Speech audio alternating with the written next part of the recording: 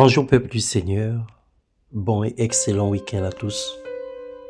Puisse Dieu bénisse nos vies et nous comble de toute grâce excellente, que sa main soit sur nous et que sa paix demeure dans nos cœurs. Soyez abondamment bénis dans le nom de Jésus-Christ, bienvenue dans ce partage. Nous parlons ce matin de l'élévation divine. Josué 4, le verset 14, il est écrit « En ce jour-là, l'Éternel éleva Josué aux yeux de tout Israël, et ils le craignirent comme ils avaient craint Moïse tous les jours de sa vie. »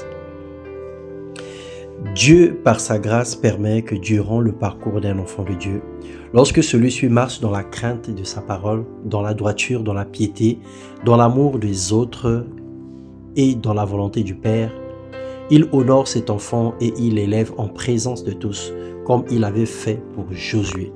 Il peut le faire à plusieurs reprises dans la vie d'une même personne, comme il peut aussi le faire et arrêter par là à cause de l'incrédulité ou le manque d'humilité. Le Seigneur est souverain, il est le maître de temps et des circonstances. C'est ainsi qu'on rencontre les chrétiens qui sont élevés progressivement. Tout ce qu'ils font connaissent une réussite. Et les chrétiens statiques ou stagnés, ils sont restés là à la même place depuis que le Seigneur les avait élevés, avec les mêmes difficultés, les mêmes problèmes, bien qu'ils prient fréquemment, bien qu'ils prient régulièrement et fréquentent l'église. Bien-aimés dans le Seigneur, aller à l'église n'est pas synonyme d'être dans la volonté du Père, mais aussi les chrétiens stériles qui ne produisent rien du tout.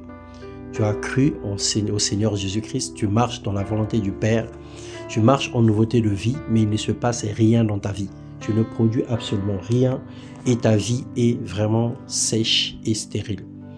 Alors, bien-aimés frères et sœurs, soyons flexibles à la parole de Dieu.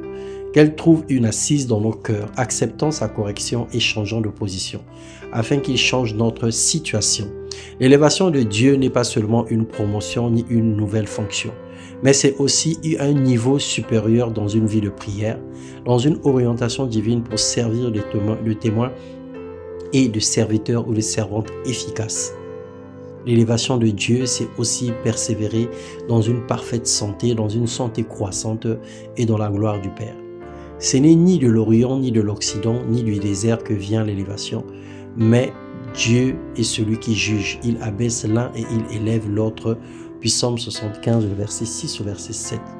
Dieu est un Père qui aimerait voir ses enfants élevés avec mérite. Avec lui, on ne brûle pas les étapes, un pied par marche d'escalier jusqu'au sommet de la montagne. Bien-aimés, soyons patients et que le Seigneur bénisse tout ce que nous accomplissons. Le temps de Dieu, le chrono de Dieu, la montre de Dieu n'a pas la même lecture que la montre des hommes. Les pensées de Dieu ne sont pas les pensées des hommes.